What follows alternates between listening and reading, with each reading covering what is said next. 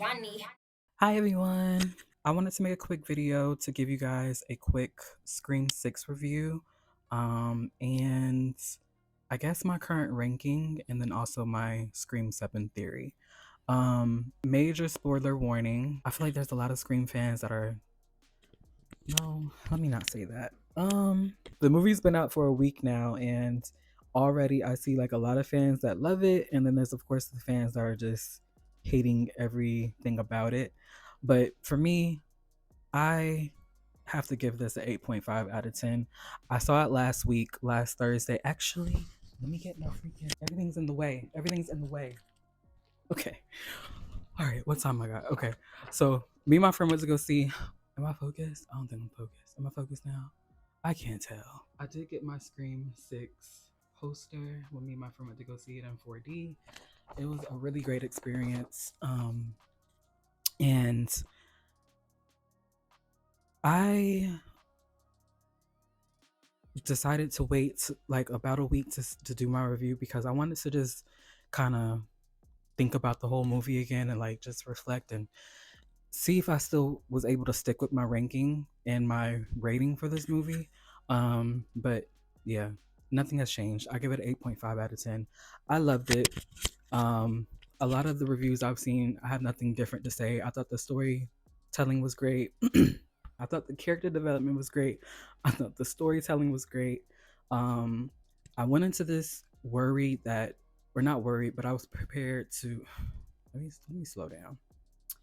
I was prepared to lose maybe three of the remaining or the returning characters, such as like I thought, you know, out of the core four, that two of them were gonna definitely get chopped off. I thought, you know, Gail was gonna be in trouble. Kirby, I thought we were definitely gonna lose some of our favorite characters here. But I love the fact that I watched the interview with the directors and writers recently, and they said they wanted this movie to be like kind of a just a feel good movie, and you really can tell. I know people are gonna have a problem with some of the major characters not being killed off. It seems like everybody lived in the end, but personally, I don't have a problem with that. I love the fact that the directors wanted to make this kind of a feel good movie and let us just enjoy the characters, get to know them a little bit more, spend more time with them. And I mean, it's inevitable that we're gonna get a Scream 7, and hopefully they figure out a way to kind of, you know, some of them are going to have to be killed off, but it's nice to have a movie where we have all of our favorite characters still go through so many attacks and so much, you know, terror, and they don't come out, you know, just everybody pretty much got stabbed and cut up still. So that was great. But I mean, I feel like Scream 6 is going to have so much replay value. Right now, Scream 2 has like the most replay value for me as a Scream fan. That's been the one that I've rewatched the most. But I feel like Scream 6 is definitely going to be up there as far as one of the ones that I rewatch and so many times. But as a fan, first of all, let me just say that for the longest time, I've been like watching 1, 2, and 3. You know, having my Scream 1 through 3 marathon, and you know, just back to back, watching those over and over and all together. So when we got Scream 4, like that was a major shock to me. I didn't believe it, and then we ended up with Scream 5, which was crazy. And now we have 6 Scream films. Like I still like my mind is still kind of blown at the fact that we have 6 Scream movies, and potentially, I mean, it hasn't, as of today, it hasn't been confirmed, but it's pretty safe to bet that we're going to get a Scream 7, and who knows how many more after that. I do agree that maybe after Scream 7, we do get kind of a, you know, maybe a break, or, you know, they let these new 3 films kind of breathe, 5, 6, and 7.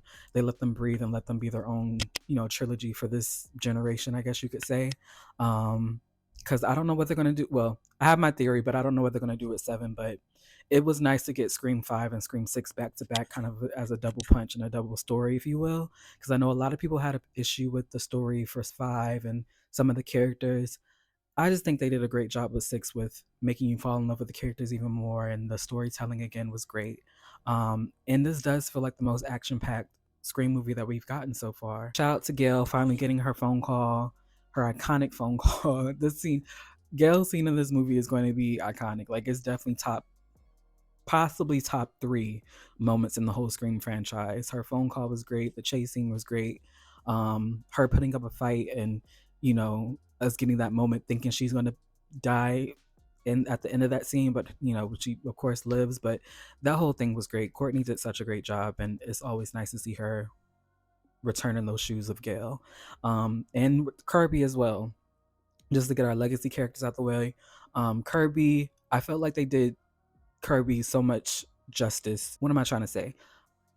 I feel like the characters were handled with so much care and love, in my opinion. Um, how they had Kirby return, her story, her character, her being an FBI agent, her, um, I guess, purpose in the movie, it all felt really true to her. Like it just felt right. And I love the fact that she was able to. I'm happy she didn't just have just a quick cameo and then she was gone. I'm happy that she was able to be pretty much throughout the entire film, just here and there, but she played a big role, in my opinion. It wasn't just like a small cameo or just a small little, like, oh, we're gonna throw her in and just have her pop in and maybe help out. But the fact she was so big to the story and a bigger help than what I was expecting, I was just happy to see that. And I want to add, I know there's been talk of a like reboot to the Scream TV series possibly in the future. I say make a spinoff and give Kirby her own spinoff. That's my opinion, and that's what I think they should do, because I think it'll be an easy way to tie in the TV series to the movies, and it'll be an easy kind of like handoff. Have Kirby in Atlanta or wherever, and she continues to be FBI agent, but maybe she, I don't know, goes to solve Ghostface, a copycat Ghostface is what I mean. It's like she goes and like solves her own mysteries with another group of people. I think that'll be so cool to see. But I'll do a separate video about that, because yeah, I'm so excited. I need to calm down. Great action, great characters, great storytelling. Give Kirby her own spin-off show. Would love that. And the only critique that I have for the movie itself is, so I know the Scream movies are goofy in their own way. Like, they're grounded in reality, and we have to suspend our disbelief for, like, who the killer is and what their motive is and how they get away or try to get away with it. So the motive and the killers in this one, I personally didn't have a problem with the route that they went. I thought it was a great way to still keep the story Sam centric, and to have the killers be Richie's family. I thought was a smart move. I know there's plot holes and some people are calling them out, and I get it, but for me, my personal I guess what I would have liked to see done differently, I felt like this was the perfect opportunity for us to get kind of a different Ghostface. Meaning all the ghost faces we have gotten up to this point have all been basically psycho. Like, they've all been psychotic, out of their mind. Even if they're doing it for revenge, whatever, like, they've all been like that, crazy in the head. Like, it doesn't seem like they're gonna stop killing. Just even if they got away with it, it seems like they would continue to be serial killers after that, if that makes sense. Um, in my opinion, I think there was a perfect opportunity to possibly have Quinn, the daughter of Detective Bailey and Richie's sister, obviously, her or Ethan. Is his name Ethan? His name is Ethan, right? Um, it would have been cool to see maybe one of them. Personally, my choice would have been Quinn. Kind of like, once they did the reveal, if she would have been like not kind of like not okay with doing the killing, if that makes sense. Like, if she would have been more like sympathetic towards Sam and Tara, and kind of regretting the fact that she had to kill her friends and was involved with this, but she's basically being forced to by her dad. I hope that makes sense. Like, instead of her being crazy, it could have been more of like, Dad, I get that you're upset that Richie is been killed or whatever, but he was crazy. We don't have to be crazy. It would have just been nice to get a different ghost face this time around, of somebody who would have been more like good. I don't know if that's the right word to use, or like, a killer that would have been more of like, I don't really want to do this. I'm only doing it because my dad is the mastermind. He's making me do this, but I don't really want to kill you guys. That would have been a cool twist to see, like, one of them kind of rethinking the whole thing. Like, maybe we shouldn't do this, or, that would have been cool to see, in my opinion. But obviously they all three were just psychotic, so they were just whatever. But it would have been cool to see one of them more in a way of like not wanting to go through with it this time and kind of maybe even turned on, Detective Bailey, their dad, and something like that. That was my only thing. I would have changed that instead of having them all be out of their mind crazy, wanting revenge. Maybe one of them is just like, I don't really want to do this, but I'm being forced to. Um, but it is what it is. Uh, I'm gonna place my ranking maybe right here. I think it'll be right here, something like that. It'll be like a little chart or whatever I saw on Twitter. I'm gonna make my own version. But as of right now, I think as far as Scream movies go, my ranking is gonna be Scream, the original, Scream 2, Scream 6, Scream 4, Scream 5, and then Scream 3. Keep in mind, just because Scream 3 is at the bottom of my list does not mean I hate that movie. I love all the Scream movies, not equally, but in my opinion, there is no bad Scream movie. They all are good. To me, in my opinion, in my honest, humble opinion, they are all good in their own way. Some are just better than others. I know that some of them, mainly probably Scream 3, Scream 5, and I guess Scream 4, because Scream 6, majority of fans I saw have loved Scream 6 or have enjoyed it. I think Scream 4, Scream 5, and Scream 3 are the ones that I see online that get, hate, a lot of hate here and there. But to me, I love all the Scream movies, and yeah, I that's my ranking, whatever. Real quick, I do want to give my opinion of what, or I guess not my opinion, my theory of what I think Scream 7 is going to be about. I'm pretty sure some other people have given the same theory of Sam becoming the killer.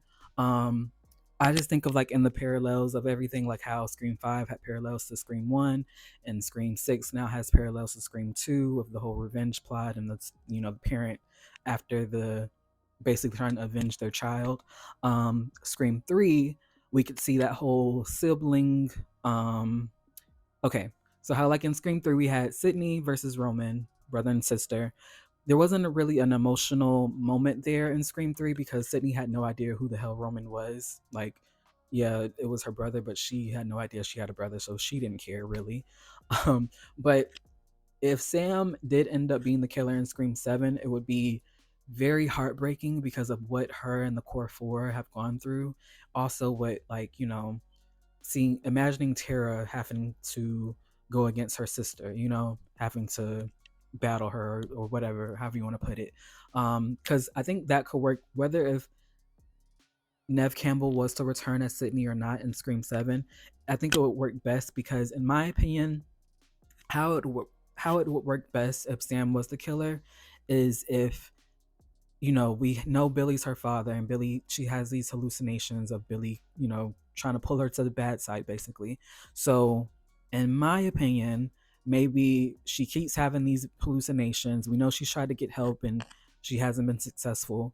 And Billy is just constantly, bothering her. And she's like, what do you want or whatever. And he's basically just telling her, you know what you have to do. I want you to finish what I started. You have to kill Sydney or go after Sydney, and you're it's in your blood. You're a killer. Like, you have to follow in my footsteps, and you have to go after Sydney and finish what I started. And that could be how she snaps. Maybe she doesn't end up being the killer in Scream 7. Maybe we just see her go through that, and we see, because I'm curious of like where her hallucinations of Billy are actually gonna go. Like, is she just gonna deal with it for the rest of her life? Is it gonna go away, or is he gonna kind of push her in the direction I'm thinking they're going to go? Is he going to keep telling her to, you have to go and kill Sydney, like you have to finish what I started? That's what I'm thinking if Sam was to become the killer. And I know I said earlier about Kirby getting her own spinoff, but if Scream 7 was to happen in that way, if they made Sam the killer and had those parallels going, like if Scream 7 was to be, really connected into Scream 3 in a way. I think the opening kill should be somebody who is returning, like a legacy character who's returning. So, in my opinion, I think it would be awesome. Maybe I shouldn't use the word awesome. Um, I don't know. It would be crazy to see Kirby as the opening attack or the opening kill, because we know just because someone gets attacked in the opening doesn't mean they have to die, just like Tara did in Scream 5. But I think like Cotton died in Scream 3, he was killed because the killer was looking for Sydney.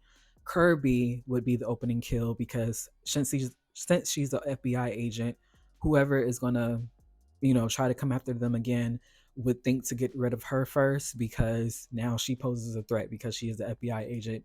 She could help out, in many ways, I guess. So logically, they would think like we have to get Kirby out first so that they can go through with their plan. I hope all that makes sense, but that's just what I'm thinking of. If Scream 7 was to have parallels to Scream 3 or, any connections or whatever, I think it would make sense for Sam to be the killer and Kirby or Gail, but I think Kirby would be the better opening kill because imagine Hayden getting another iconic phone call like she did in Scream 4. I think that would be awesome to see of her getting like another, getting an opening call, opening Scream call, opening whatever.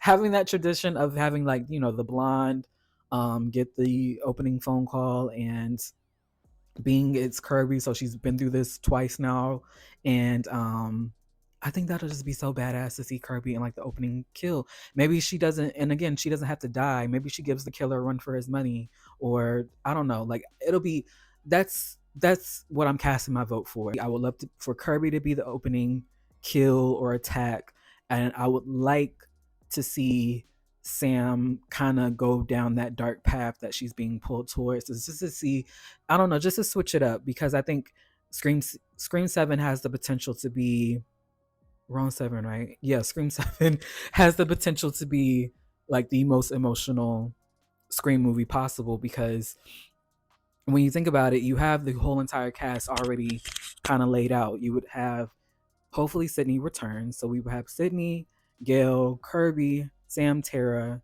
Chad, Mindy. Maybe Chad and Mindy's mom returns.